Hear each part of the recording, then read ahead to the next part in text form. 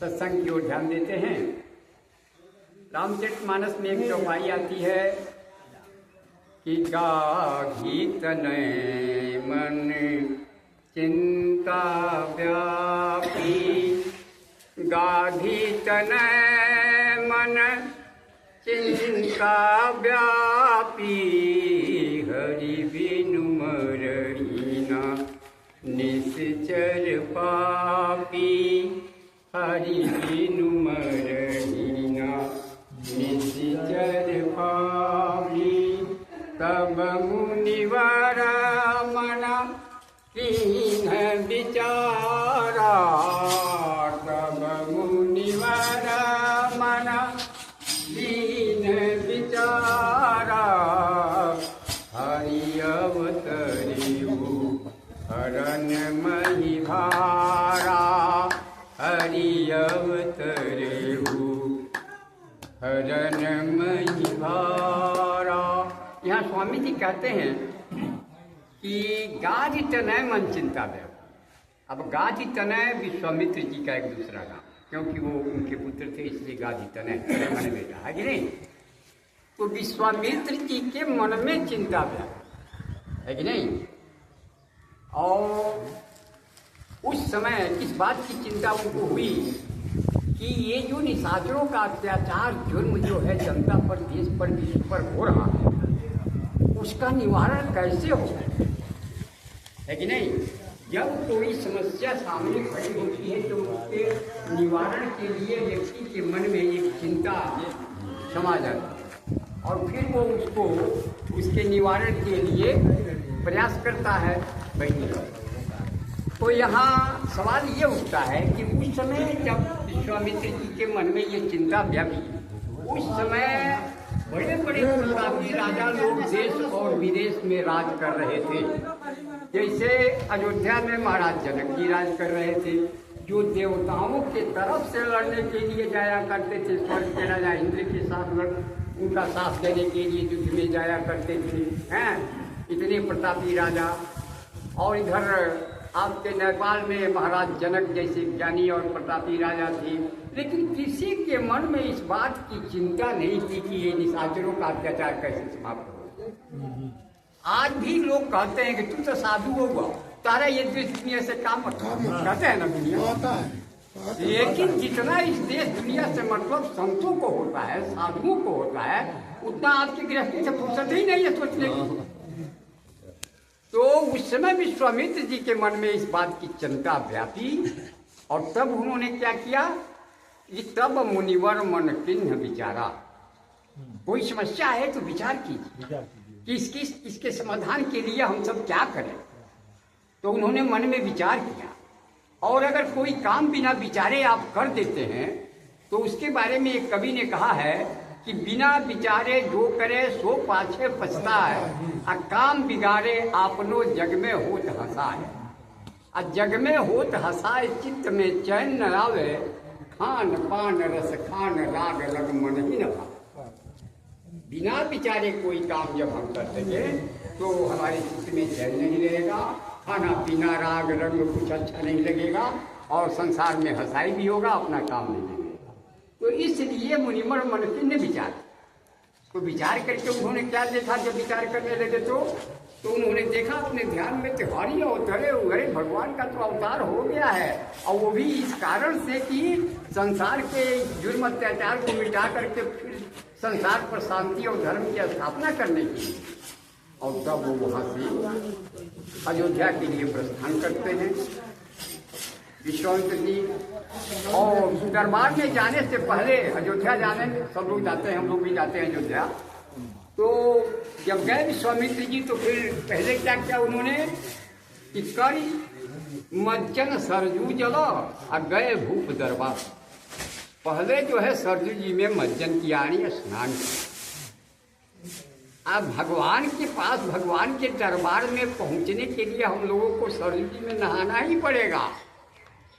कोई बिना विसर्जन किए वो पहुंच जाए संभव नहीं है। और वो जिसमें हम लोगों को नहाना है ईश्वर तक पहुंचने के लिए, वो सरजू का है। तुलसी बाबा अपने रामचरितमानस को गंगा भी कहते हैं और सरजू भी कहते हैं। कहते हैं कि सरजू नाम सुमंगल मूला, आलोक वेद मत मंजुल कूला। कूला माने किनारा। कि ये मेरी रामचरितमानस जो ये राम कथा में लिख रहा हूँ, ये एक सरजू जी की धारा है, सरजू जी की धारा है। और इसके दो किनारे कौन कौन से हैं? लोकमत और वेदमत। माने लोक के बात भी में बाटे वो के समर्थन बा, आ वेद मत के भी समर्थन।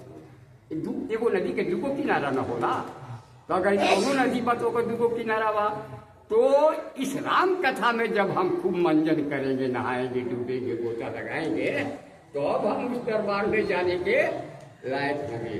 अब वहां से जब जाते हैं तो पहले तो डर लगा था विश्वामित्र जी को अयोध्या जाने में। क्यों? क्योंकि वो सोच रहे थे कि हमारे एक परम शत्रु वही रहते हैं। विश्वामित्र जी में या वशिष्ठ जी में नहीं बनती थी। हालांकि वशिष्ठ जी के तरफ से कोई वो नहीं था, वो नहीं, लेकिन इनको था कि ये क्यों नहीं हमको ब्रह्म ऋषि कहते हैं। क्योंकि विश्वामित्र जी पहले ब्रह्म ऋषि नहीं थे, यानी ब्राह्मण कुल के जन्म नहीं था, क्षत्रिय कुल में थे। वो एक राजा थे, लेकिन राजा होने के बावजूद अब उन्होंने उस ब्रह्म पद को प्राप्त करने के लिए तपस्या किया था। क्यों? कि कभी राजा के रूप में शिकार करने गए थे, किसी ऋषि के आश्रम में ठहरे, वहां देखा कि एक ऐसी वहां कुछ था नहीं, और ये अपनी पूरा आमला फैजा सेना के साथ पहुंच गए थे। शाम का समय था, महात्मा अकेले बैठे थे, एक गाय बजी है कि नहीं। आश्रम में तो कोई खाने पीने का व्यवस्था दिखाई नहीं दे रहा था, तो इनको लगा कि यहाँ पर, लेकिन ऋषि ने कहा आइए महाराज बैठिए। और उस नंदी गाय को, नंदिनी को कहा कि देखो भाई, जरा अतिथि लोग आए हैं, गौ माता जी का स्वागत। तो एक बार डंकारी तो सबके लिए आसन लग गया, सबके लिए सब चीज की व्यवस्था है कि नहीं। भोजन का समय हुआ तो उसी नंदिनी से कहा किसी ने इन लोगों के खाने पीने की व्यवस्था, तो एक बार हुंकार भरा और 56 प्रकार की थाल सबके आगे आ गई। अब राजा ये जो विश्वसेन नाम था शायद, विश्वामित्र पहले तो बाद में नहीं होता, तो विश्वसेन ने सोचा ऐसी चमत्कारी कार्य ये पक्का नहीं, ये तो रात दरबार लायक चीज है, तो हमने इसको हम वही कहेंगे वही फटाफट करेगी।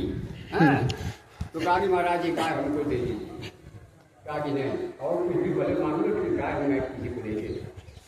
देखिए ये जो कामधेनु है, परमात्मा सबको नहीं दे देते, क्योंकि वो उसका दुरुपयोग कर सकता है। हो सकता है राजा ले जा करके ऐसा दुरुपयोग करे कि कह दे कि वो बगल वाला देश पर हमला करना है, उनको सबको मार डाला, हाँ ऐसा सेना भेज दो, तो उसका दुरुपयोग हो गया। इसलिए उन्होंने मना किया, लेकिन वो हट किए, है कि नहीं। जब हट किए, बलबस्ती खोलने लगे, तब राजा ने ऋषि ने फिर उसी गाय से कहा कि इनको सबक सिखाना पड़ेगा नंदिनी, थोड़ा इनको सबक सिखाओ। तो एक बार उनकारी तो इतनी सेना निकल पड़ी कि सब राजा लोग भागे, अपना सेना फैला लेके, है कि नहीं, जान बचा के। तो इन्होंने सोचा कि अरे क्षत्रिय बल तो नगण्य है, ब्रह्म बल बड़ा बलवान है कि नहीं, हम भी ब्रह्म बल को प्राप्त करेंगे, तपस्या करके राजपाट छोड़ हुई तपस्या करके। तो सब ऋषि लोग तो उनको ब्रह्म ऋषि मान गए थे तपस्या में करने के बाद, लेकिन विश्वामित्र जी वशिष्ठ जी नहीं माने। और नहीं मानने के कारण था कि कहीं न कहीं अहंकार उनके मन में अभी था, और ये नहीं मानने के वजह से विश्वामित्र जी चाहते थे कि ये वशिष्ठ हमको नहीं ब्रह्म ऋषि कह रहे हैं, ये कह दे तो सब मान लेंगे, है कि नहीं। तो इन्होंने कहा पहले चिरोरी बिनती, लेकिन कुछ नहीं, तो कहा इनको मार डालते हैं, खत्म कर देते हैं, है कि नहीं। ये सोच करके हथियार लेके रात का चांदनी रात थी, आश्रम में वशिष्ठ जी और अरुंधति दोनों बैठे हुए थे, उजाली रात थी। अब विश्वामित्र उनको मारने के उद्देश्य से हथियार लेके छिप छिप के जाके अभी थोड़ी दूर उधर थे। तब तक अरुंधति ने कहा महाराज चांदनी तो रोज से थोड़ा विशेष है, मतलब ऐसी चांदनी तो कभी नहीं मैंने देखा, ऐसा नजूरिया रात, इसमें इतना तेज कहाँ से आ गया। तो वशिष्ठ जी ने कहा कि महात्यागी महातपस्वी विश्वामित्र जी का शायद कहीं आगमन हुआ है, और उन्हीं के शरीर से निकला हुआ तेज इस चांदनी में मिल करके और इसको प्रकाशित कर दिया है। ये बात विश्वामित्र सुन रहे, हाँ विश्वामित्र जी सुन रहे थे। तो अब इनको ज्ञान हुआ कि अरे हमारे होने तो ये हमारी प्रशंसा कर रहे हैं, भले मुंह पर हमको ब्रह्म ऋषि नहीं कह रहे, बस हथियार फेंक दिया और आगे से जा करके दोनों पैर छान के मूड़ी पटक दिए गोल पर, है ना। तब वशिष्ठ जी ने कहा उठो ब्रह्म ऋषि उठो, पीठ ठोक के कहा उठो, अब तुम ब्रह्म ऋषि हो गए। अभी तक तेरे अंदर अहंकार था, अभी तुम किसी को मार सकते थे, किसी को काट सकते थे, लेकिन जब झुकने का ढंग आ गया, अहंकार समाप्त हो गया, तो जाओ तुम भी ब्रह्म ऋषि। इसी डर से वो जाना नहीं चाहते थे, लेकिन फिर भी सोचा कि नहीं चलो भगवान जो है वहाँ पर अवतार लिए हैं तो चलना जरूरी है। गए, राजा ने बड़ा स्वागत किया। अब वहाँ एक संकेत में, कहानी तो बहुत बड़ी है, एक छोटा संकेत मैं ये करना चाहता हूँ कि अनुज सहित समेत देहु रघुनाथ, मैंने अनुज कहने पर छोटा भाई हो गया, भाई हो गया, तो छोटा भाई तो 3 बने थे, लेकिन राम और लक्ष्मण को ही क्यों मांगा? भरत जी को राम जी के साथ मांग लिए होते, चाहे शत्रुघ्न जी को भी मांग लिए होते, लेकिन लक्ष्मण को ही मांगा। इसलिए मांगा कि मान लीजिए एक जगह एक पेड़ है, 2 पेड़ एक जगह हुआ, आ गर्मी में केहू धूप से भी तड़फड़ाइल बा या प्यास से भी तड़फड़ाइल बा, और ओकरा 2 पेड़ मिल गए तो छाया तो मिल गई, लेकिन पानी तो ना मिल।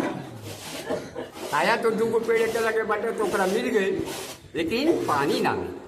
और वही जगहिया पर एगो पेड़ है, एगो कुआं होके तब छाया भी मिल गई या पानी भी मिल गई। तो विश्वामित्र जी ने देखा कि लक्ष्मण उग्र, कहीं कहीं उग्रता की भी जरूरत पड़ती है, और राम सीधे साधे दयालु हैं, तो दयालुता कहीं कहूँ सीधायु दे पर दोष, रामायण में लिखल बा कि कहीं कहीं सीधापन भी दोष होता है। बहुत सोच हो जाए तो समझो तू ही दोषी बारा है कि नहीं। अब मान लीजिए तुम्हारी इज्जत पर शीशा लूटात होके, तहार धन लूटात होके, तहार धर्म लूटात होके, उजा तू सीधा बनल बड़ा चाहिए, तहार दोस्त उजा तू लड़े मरे के तैयार हो। देखिए अगर एगो काला नाग निकला, जहरीला नाग, और जहरीला नाग जब निकला तो अब उसके सामने कोई डट सकता है, फुफकार मारे, फनकार सब बात है कि नहीं। लेकिन बड़की चिउटन के झुंड वही जब बगल में रहे, जब वो चिउटन के झुंड ओकरा पे एके बेर टूट पड़ल तो मूड़ी पर से लेके पहुँच पड़ रही, यहाँ से वहाँ पकड़ ले। अब इनका कहने भागी कहने छिपी, मुँह खोले के फुर्सत नहीं है कि नहीं। तो जब हम संगठित रहेंगे, एक रहेंगे, तभी किसी जहरीले विषैले को परास्त कर सकते हैं। अगर फुटकर रख, देखिए अंगूर का गुच्छा है, तो जो अंगूर गुच्छे में होता है वो महंगा बिकता है, और जो उसमें से टूट के एक हक दाना अलग हो गया रहता है वो सस्ता बिकता है। दिखता है कि नहीं। आप जाइए अंगूर की दुकान पर, जो गुच्छा में है वो महंगा होगा, आज रखा वो टूटल में इतना घेले हुआ लगे वो सस्ता होगा। तो जब आप अपने संगठन से टूट जाइएगा, अलग हो जाइएगा, एक दाना अलग अलग रहिएगा, तो आपका भाव सस्ता हो जाएगा, आपको कोई नहीं पूछेगा। और जब गुच्छे में रहिएगा तो आपका भाव सही होगा। एक व्यक्ति जा रहा था, रास्ता पकड़ के जा रहा था, इस संगठन के लिए बता रहा हूँ कि संगठन में कितनी शक्ति है। तो उसने क्या किया कि कुत्ते को पत्थर मार दिया, कुत्ता भाग गया। फिर आगे बढ़ा तो मधुमक्खी का छत्ता लगा हुआ था, वही पत्थर उठाया दूसरा, उसको मार दिया। अब मधुमक्खी के जब पत्थर मारल है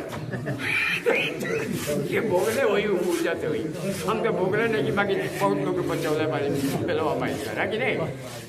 वो ये है संगठन की शक्ति।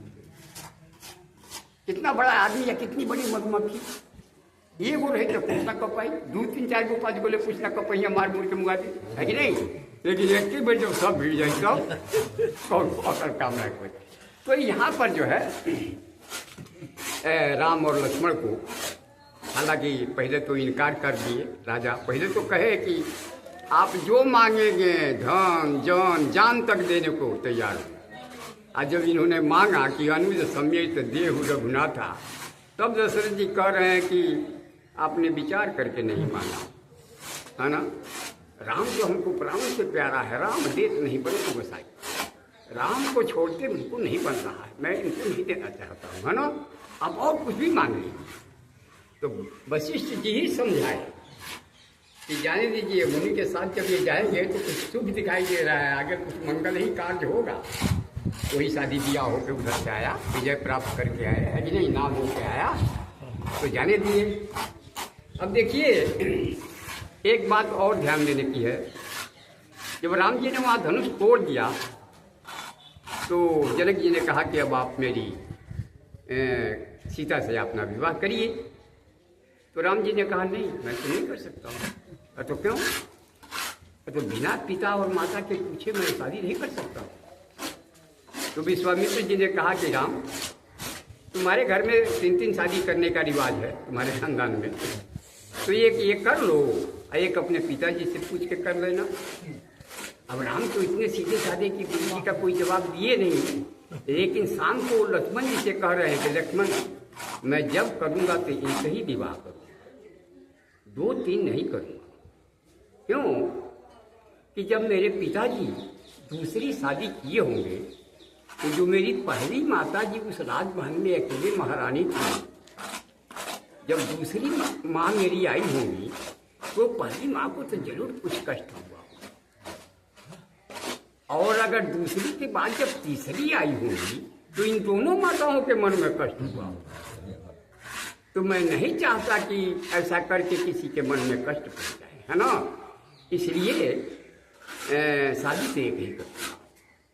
तो इसीलिए फिर न्योता भेजा गया, जनक जी की रस्म थी यहाँ अयोध्या, और वहाँ से महाराज सबको बुलाया गया, और तो विवाह हुआ। चुपे चुपे चाहते तो राम वहाँ से दुल्हन लेके चले आते, लेकिन जब संदेशा गया, माता पिता का भी समर्थन मिला, तो आप देखिए कि एक नहीं चारों भाई के साथ ही होकर वहाँ से आया, है कि नहीं। और जब ये माताएं जो हैं विवाह में तो नहीं गई थी, लेकिन जब दुल्हन आई तो अपार खुशी है उनको, है कि नहीं। और माता के हृदय की बात को समझ, माता जो है अपनी संतान की बात को जितनी जल्दी समझ लेती है उतना जल्दी दूसरा कोई नहीं समझता है। जितना जल्दी माँ उसके दुख को, दर्द को, खुशी को, सब चीज़ को फट अनुभव कर लेती है। लड़का की क्या बात है कि नहीं। देखिए एक गांव का व्यक्ति था, तो 2 गाय लेके राजा के दरबार में गया। वहाँ बड़े ज्ञानी मंत्री लोग थे, और दोनों गाय एक जैसन रही। गाय लेके गया, राजा ने पूछा, बोलो ये गाय लेके क्या करने आए हो? तो हुजूर सुने हैं कि आपके दरबार में बड़े बड़े विद्वान मंत्री लोग हैं, हम ये जानना चाहते हैं कि कोई बता दे कि इसमें कौन माँ है और कौन बेटी, है कि नहीं, क्योंकि दोनों एक जैसी गाय थी। तो राजा ने भी पूरा अनुमान लगाया, लेकिन दोनों एक ही जैसे दिखे, तो इसलिए राजा भी निश्चित नहीं कर पाए कौन माई है कौन बेटी है।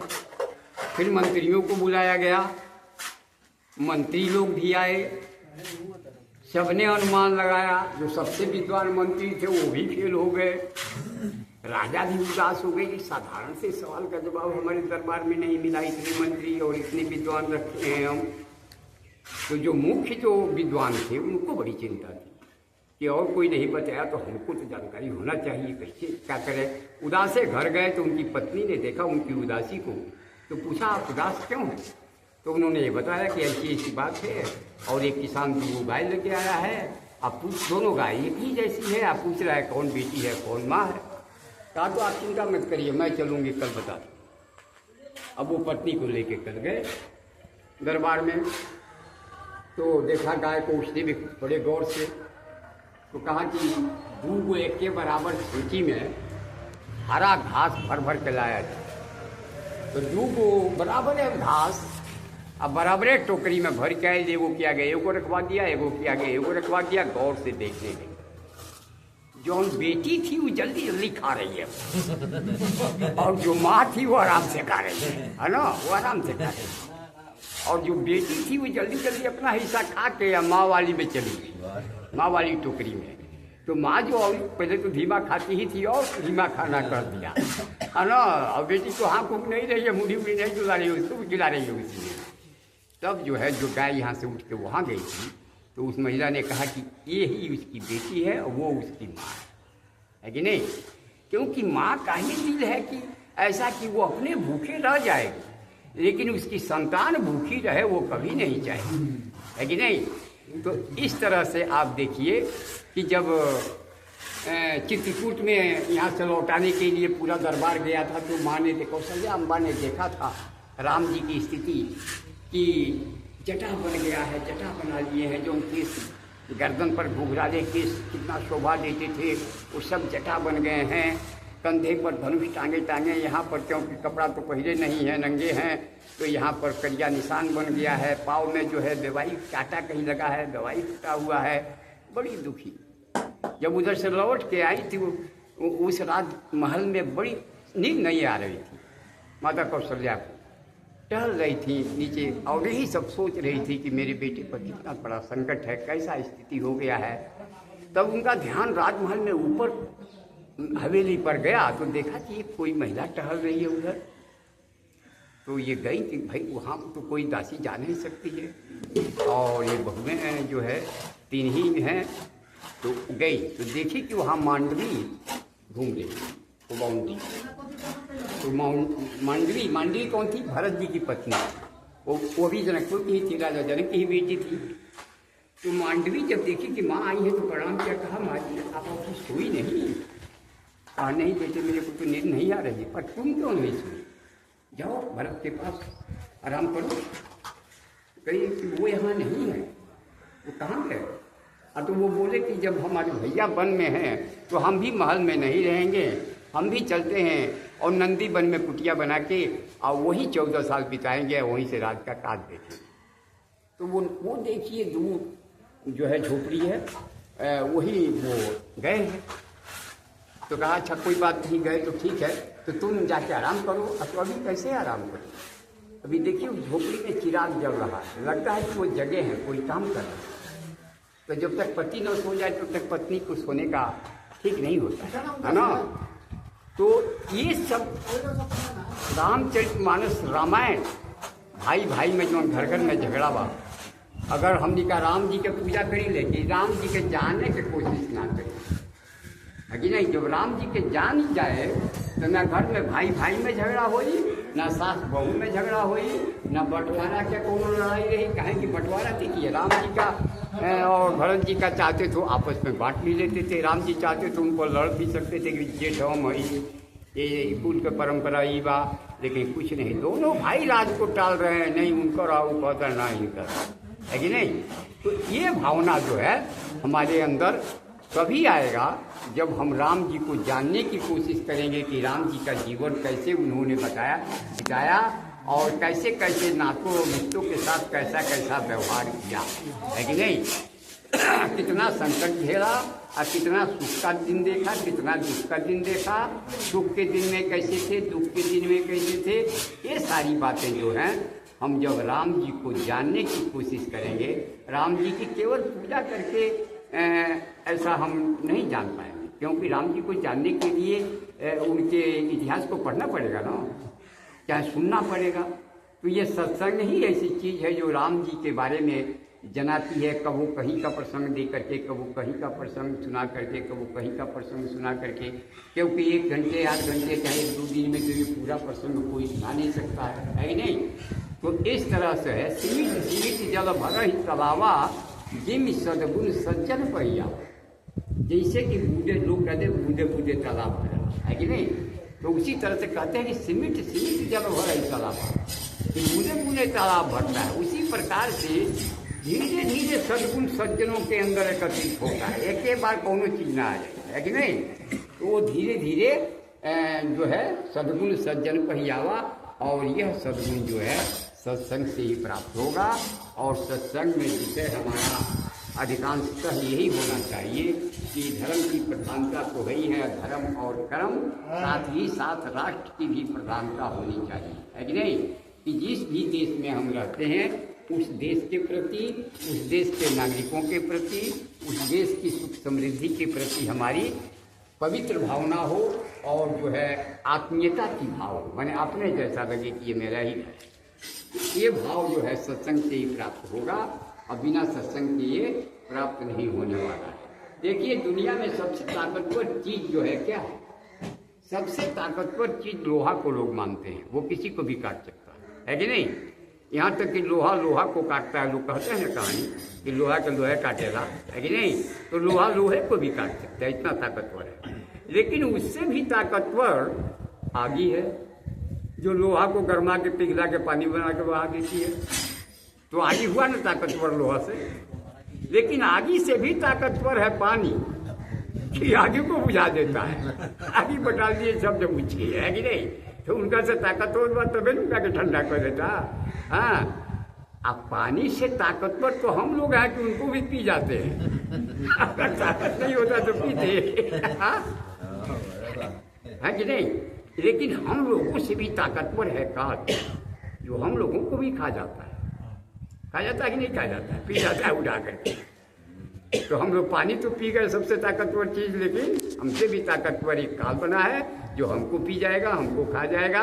लेकिन उससे भी ताकतवर एक चीज इसमें है, वो है भगवान की भक्ति, जो भक्ति मौत को भी टाल सकती है। इसलिए संतों ने इधर हम लोगों को ध्यान देने का बार बार आग्रह किया, बार बार निवेदन किया, और उसके हिसाब से हम लोग जो है आज तक सत्संग ये जो है आज ही तो शुरू नहीं हुआ है, 10-10 20 दिन से शुरू हुआ नहीं है। राम जी भी सत्संग किए हैं, शंकर जी भी सत्संग किए हैं। अभी हमारे बता ही रहे थे कुछ